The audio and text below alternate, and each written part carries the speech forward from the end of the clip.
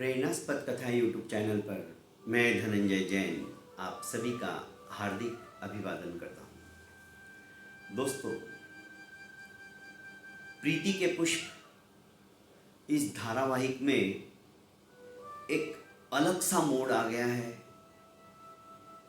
राजकुमार अशोक, आलोक एवं राजकुमारी अलका के जीवन में एक तूफान सा आ गया, क्योंकि उनकी माँ, जिसे वे अपनी ही माँ समझते थे, अर्थात सेवाराम की पत्नी प्रेमा, पैरालिसिस का झटका आने की वजह से ज़्यादा समय वो बिस्तर के ऊपर नहीं रह पाई और काल कल्पित हो गई। चतुरा दासी के मन में अत्यंत करुणा भाव जागृत हो गया कि अब इन बच्चों का भरण पोषण, इनकी देखभाल, इनको स्नेह, इनको प्रेम माँ का कौन देगा। सेवाराम तो सारा दिन बगीचे की सेवा में ही लगा रहता था, क्योंकि इतना बड़ा उद्यान, सभी पौधों को पानी देना, सभी वृक्षों को पानी देना, उनको साफ सुथरा रखना बहुत बड़ी जिम्मेदारी थी। और सेवाराम के कोई नौकर चाकर तो थे नहीं, वो अकेला ही सब कुछ करता था। फिर फलों को तोड़कर बाजार के अंदर बेच के आना, सारे ही काम थे। भला वो कहाँ से इन राजकुमारों को शिक्षा दीक्षा के साथ साथ सहयोग भी कर सकेगा। माँ का प्यार और पिता का प्यार अब दोनों ही सेवाराम की जिम्मेदारी थी। पर क्या सेवाराम इतना सब कुछ कर पाएगा? अब बच्चों का क्या होगा? इसी उधेड़ बुन के अंदर चतुरा हमेशा रहने लगी। 8-10 दिन ही व्यतीत नहीं होंगे, उसने सोचा कि क्यों नहीं इस रहस्य का उद्घाटन कर दिया जाए। पर नियति को कुछ और ही मंजूर था। सेवाराम अपनी पत्नी प्रेमा से इतना अत्यधिक प्रेम करता था कि वो बर्दाश्त नहीं कर पाया उसके दुख को, उसके वियोग को, और फलस्वरूप उसे भी हृदय का बहुत बड़ा आघात पहुंचा। 13वां भी नहीं हुआ था प्रेमा का, और सेवाराम का साया भी इन बच्चों के ऊपर से हमेशा हमेशा के लिए उठ गया। जिन बच्चों के सर से माता पिता का साया एक साथ इतने कम समय में चला जाता है ना दोस्तों, उनके ऊपर क्या बीतती है वो सिर्फ वही जानते हैं। शब्दों के माध्यम से उनके भावों की अभिव्यक्ति शायद मैं नहीं कर पाऊंगा। शब्द भी वहां पर शुद्धता महसूस करते हैं। अब चतुरा की हालत और ज्यादा खराब हो गई। वो सोचने लगी, एक सबूत थे दोनों, पर आज वो दोनों ही नहीं रहे। अब मेरा कौन विश्वास करेगा कि ये राजकुमार है, ये राजकुमारी है? ये मेरे अलावा कोई नहीं जानता है। कैसे क्या होगा? इसी चिंता के अंदर उसने सोचा कि ये आगे की बात है। फिलहाल इन बच्चों का भविष्य, इनका भवितव्य मैं कैसे अच्छा बना सकती हूं, उसके ऊपर मुझे फोकस करना चाहिए। एक दासी होते हुए भी चतुरा सचमुच में चतुर थी। वो गई प्रीति के पास, रानी के पास, और उसने समस्त हकीकत प्रीति को कह सुनाई। जबकि प्रीति जानती थी ये किसी माली के यहाँ पर जाती है, उसने माली की पत्नी को अपनी धर्म बहन बना के रखा है, उसके 3 बच्चे हैं और वे सभी इसे मौसी मौसी करके बुलाते हैं। क्योंकि चतुरा बीच बीच में जब 2-3 घंटे के लिए माली के वहाँ आती थी, सेवाराम के यहाँ सेवा करने के लिए, उन बच्चों को देखभाल करने के लिए, तो दासी होने के नाते प्रीति को कह के जाती थी। ऐसे ही नहीं कि चुपचाप निकल गई, और वापस आकर सारे समाचार देती थी। तो प्रीति को इस बात का ज्ञान था। उसने कहा कि देखो, इस तरह से पहले प्रेमा चली गई और अब उन बच्चों के ऊपर से हमेशा हमेशा के लिए बाप का साया भी खत्म हो गया। अब उनकी देखभाल कौन करेगा, उनकी शिक्षा दीक्षा कैसे होगी, ये सारी बातें सोच सोच कर मैं आपसे एक विनंती करने आई हूँ और विनंती कर रही हूँ। मुझे आशा है कि आप मेरी विनंती के ऊपर ध्यान रखकर मुझे सेवानिवृत्ति का आप निवृत्त कर दोगे, आदेश दे दोगे। प्रीति ने कहा, चतुरा तू सचमुच में बहुत अच्छी है, तेरे मन के अंदर उन बच्चों के प्रति कितना प्यार है। चतुरा जानती थी ये तो मेरे स्वामी है, पर इस समय बोलने में कोई फायदा नहीं है। अभी तो सिर्फ बच्चों का ख्याल रखना है, जब तक कि वे युवा अवस्था को प्राप्त ना कर ले। पौगंड पौधावस्था से किशोर अवस्था को जब तक प्राप्त ना कर ले। किशोर करीब करीब होने लगे थे, पर अभी बुद्धि के अंदर इतनी परिपक्वता नहीं थी, बाहर का ज्ञान नहीं था। ये सब चतुरा जानती थी।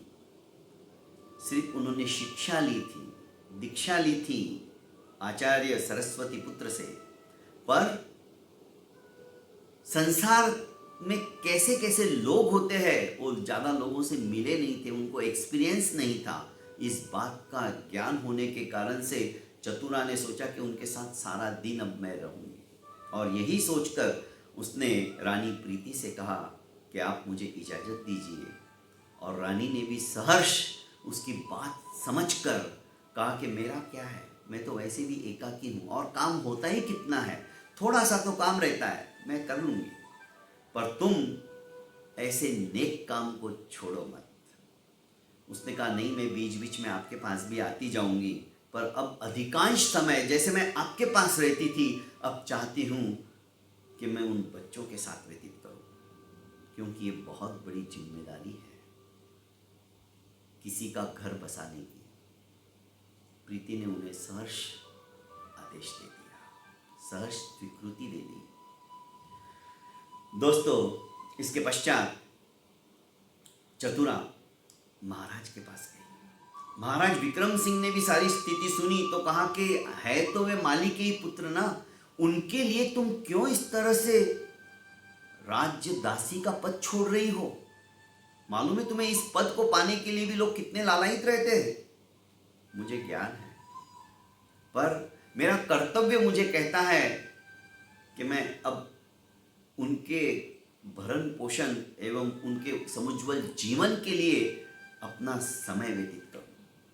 तू बेवकूफ है चतुरा, इतने अच्छी सुख सुविधाओं को छोड़कर तू उस माली के बच्चों को ख्याल रखने के लिए जा रही है। चतुरा के मन में तो आया कि वे माली के बच्चे नहीं हैं, वे मेरे स्वामी, वे आपके पुत्र हैं, पर फिर वापस अपने मुंह को उसने ताला लगा दिया। क्योंकि दोस्तों, समीचीन अवसर आने पर ही, उचित अवसर आने पर ही यदि उचित बात कही जाए, सही बात कही जाए, तो ही उसका असर होता है। अन्यथा बात कहीं से कहीं चली जाती है और बात का बतंगड़ भी बन सकता है, बात सही नहीं हो पाती है। चतुरा इस बात को भली भांति से जानती थी। वो जानती थी कि अभी तक उचित समय आया नहीं है रहस्य से पर्दा उठाने का। आखिर चतुरा को महाराज विक्रम सिंह ने अपनी आत्मीयता उसके साथ बताते हुए कहा कि देख, आखिर तू मेरी दासी है, मैं जब भी तुझे बुलाऊं तुझे आना पड़ेगा, तुम ऐसे मुझे छोड़ के नहीं जा सकती हो। हाँ महाराज, मेरा भी मन नहीं है छोड़ने का, पर मेरा दिल, मेरा दिमाग और मेरा कर्तव्य मुझे अब ये काम करने के लिए प्रेरित कर रहा है, इसीलिए मैं आपसे इजाज़त लेने को आई हूँ। ठीक है, तुम जा सकती हो, पर मैं जब भी बुलाऊं, रानी को जब भी किसी को आवश्यकता पड़े तो तुम्हें आना पड़ेगा। मैं सर के बल पे चल के आऊँगी, आप आदेश तो दीजिए। ठीक है। राजा ने भी, विक्रम सिंह ने उसे इजाज़त दे दी। अब चतुरा जो मौसी थी वो कहने लगी कि बच्चों, अब मैं सारा समय तुम्हारे पास ही रहूँगी, बच्चे जो कि परेशान हो गए थे।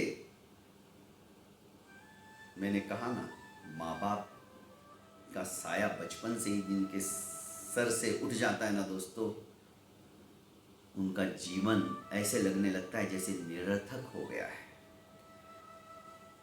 तो उसकी क्षति को पूर्ति करने के लिए एक तरह से चतुरा ने कहा कि अशोक, वो अशोक अलोक और अलका नहीं कहती थी, वे बड़े राजकुमार, बड़े कुमार, छोटे कुमार और कुमारी ही कहती थी। उसने कहा कि कुमार, अब मैं तुम्हारे पास ही रहूंगी, मैं कहीं नहीं जाऊंगी, पर एक शर्त है, तुम अपनी शिक्षा दीक्षा को वैसे ही शुरू रखो, अभ्यास के अंदर कमतरता नहीं आनी चाहिए, उद्यान की देखभाल मैं करूंगी, ये रिस्पॉन्सिबिलिटी मेरी, ये जिम्मेदारी अब मैं लेती हूँ। तुम्हें समय पर सब कुछ चीज़ की आवश्यकता है वो मिल जाएगी, पर तुम्हें विद्याध्ययन नहीं छोड़ना है।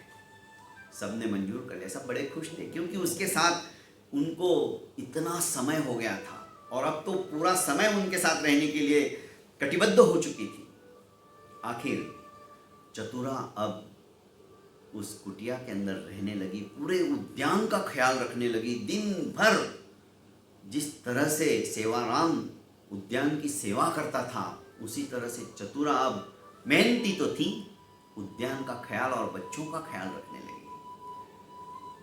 समय समय पर वो फल फूल लेकर बाजार के अंदर सेवाराम की तरह विक्री करने को जाती, उनसे जो कुछ पैसा आता उनसे इनकी शिक्षा दीक्षा और उद्यान के अंदर डेवलपमेंट के लिए वो सारा, एक तरह से पूरे घर की, इन तीनों बच्चों की जिम्मेदारी उसने अपने कंधों पर ले ली थी। और वैसा ही होने लगा, सुचारू रूप से फिर से इनकी गाड़ी पटरी के ऊपर आ गई।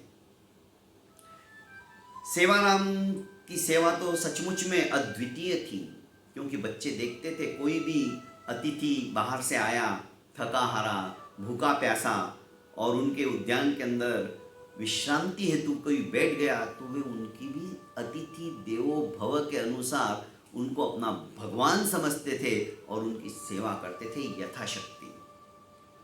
एक बार एक वृद्धा लकड़ी का सहारा लेते लेते देखा कि सघन छाया है और ग्रीष्म ऋतु थी, सोचा कि चलो तनिक विश्राम कर लेती हूँ। वो उद्यान के भीतर प्रवेश करती जो वटवृक्ष का पेड़ था उसके चबूतरे के ऊपर बैठ जाती है। थकी हारी थी, पसीना बह रहा था। इतने में कुटिया से तीनों ने देखा, चतुरा तो रसोई बना रही थी, तीनों ने देखा कि कोई अतिथि आया है, कोई वृद्धा आई है। तीनों फटाक से भागकर उसके पास आने लगे तो वृद्धा सहम गई। फटाक से वो उठी और जाने के लिए तत्पर हुई। अशोक ने विनम्रता से कहा कि माँ जी आप जाइए मत, हमें देखते आप जाने क्यों लगे, और आप बाहर ही क्यों बैठी है, उद्यान के भीतर चलिए, वहाँ सघन वृक्षों की छाया के अंदर आप बैठिए, मैं आपके लिए शीतल जल लेके आता हूँ। वृद्धा को आश्चर्य हुआ। उसने कहा कि मैं तो सोच रही थी कि तुम मुझे भगाने के लिए आए हो तीनों, पर तुम्हारे विचार ही अलग हैं। फिर से लकड़ी का सहारा लेकर वृद्धा उद्यान के भीतर आई। वहां पे उसे सुखासन पे बैठाकर अशोक शीतल जल लेके आया और कहा कि माँ जी आप कहाँ से आई हो, लगता है बहुत थकी हुई हो। क्या करूं, हमारे यहाँ पर ऋतु के समय ही फल फूल आते हैं, इस समय कोई फ्रूट्स नहीं है, नहीं तो मैं आपको वो भी देता। और राजकुमारी बोली कि आपकी सेवा करके हमें और ज़्यादा प्रसन्नता होती, पर हम क्या करें, पर आप शीतल जल लीजिए और यदि खाना खाना है तो मैं मेरी मौसी से कहती हूँ वो आपके लिए खाना भी बना देगी। नहीं बेटा, इतनी तकलीफ उठाने की ज़रूरत नहीं है, बस आपकी वाणी इतनी शीतल है कि आपकी बातें सुन सुन के ही मेरा पेट भर गया। वृद्धा बड़ी खुश हुई, पर उसने कहा कि बेटा 12 मास जैसे फल आते हैं, प्रत्येक मौसम में ऐसे फल फूल क्यों नहीं लगाते हो तुम। अशोक को आश्चर्य हुआ, 12 मास कैसे क्या फल आते हैं, कौन से वृक्ष हैं ऐसे जो 12 महीने फल देंगे। बेटा ये दुनिया बहुत बड़ी है, इसमें सब कुछ संभव है, तो माँ जी बताइए ये मेरे को इनके बीज कहाँ मिलेंगे जो कि 12 ही मास मेरे बगीचे के अंदर, मेरे उद्यान के अंदर ऐसे फल फूल उगते ही रहे, हम तो निहाल हो जाएंगे। बेटा ये तो मैं नहीं बता सकती हूँ कि वो पर्टिकुलर कहाँ मिलेंगे, पर दुनिया संसार इतना अजीब है और इतना विशाल है कि यहाँ सब कुछ संभव है। ऐसी विचित्र विचित्र बातें देखने को मिलेगी। परदेश में शायद संभव है मिल जाए, पर कहाँ मिलेंगे ये मैं भी नहीं जानती हूँ, पर ऐसे फल होते हैं। अशोक के मन में बड़ा विचार आया, वाह, यदि मेरे उद्यान के अंदर इस तरह के फल लग गए तो हम तो निहाल हो जाएंगे। पूरे नगर के अंदर ऐसे फल कहीं मिलेंगे ही नहीं, हमें उचित दाम मिलेंगे। अब दोस्तों, मन मस्तिष्क के अंदर एक विचार कौन गया, 12 ही मास प्रत्येक ऋतु के अंदर हमेशा पैदा होने वाले फलों के बीज लाना। अब किस तरह से अपनी उन बीजों को लाने के लिए अशोक मौसी के सामने जिद पकड़ लेगा और वहां से उस नगर से विदा होकर परदेश में जाने की तैयारी करेगा। क्या परदेश में जाकर अशोक सचमुच में उन बीजों को लाने में सफल हो जाएगा, या आगे क्या होगा, वो असफल हो जाता है। बहुत इस घटना को, इस कहानी को अलग मोड़ देने जा रहा हूं दोस्तों। शायद अशोक असफल हो जाता है, अशोक के पीछे पीछे आलोक भी चला जाता है और उन दोनों की खोज में राजकुमारी भी चली जाती है। घटना बहुत विचित्र होती चली जा रही है दोस्तों। चतुरा क्या क्या सोचने लग जाएगी, ये तो सब कुछ सुनने के पश्चात ही ज्ञात होगा। आज के लिए इतना ही, इजाज़त चाहता हूँ दोस्तों। कल फिर मिलेंगे इसी वक्त इसी समय में। तब तक के लिए बहुत बहुत आपको धन्यवाद। और साथ साथ फिर से एक बार निवेदन करूँगा, जैसे कि मैं प्रत्येक कहानी के अंत में निवेदन करता हूँ, आपने अभी तक मेरे इस YouTube चैनल को लाइक एवं सब्सक्राइब नहीं किया है तो कर लीजिएगा, क्योंकि ये एपिसोड खत्म होने के बाद भी प्रतिदिन एक छोटी सी कहानी जो कि प्रेरणास्पद रहती है, उपदेशात्मक रहती है, हमारे जीवन को समुन्नत बनाने के लिए रहती है, घर को स्वर्ग बनाने के लिए रहती है, ऐसी प्रतिदिन प्रेरणास्पद कथाएं सुनने के लिए आप मेरे इस चैनल को सब्सक्राइब कर लीजिएगा। और हाँ, ज़्यादा से ज़्यादा इसे फॉरवर्ड भी करते जाइएगा। बहुत बहुत धन्यवाद।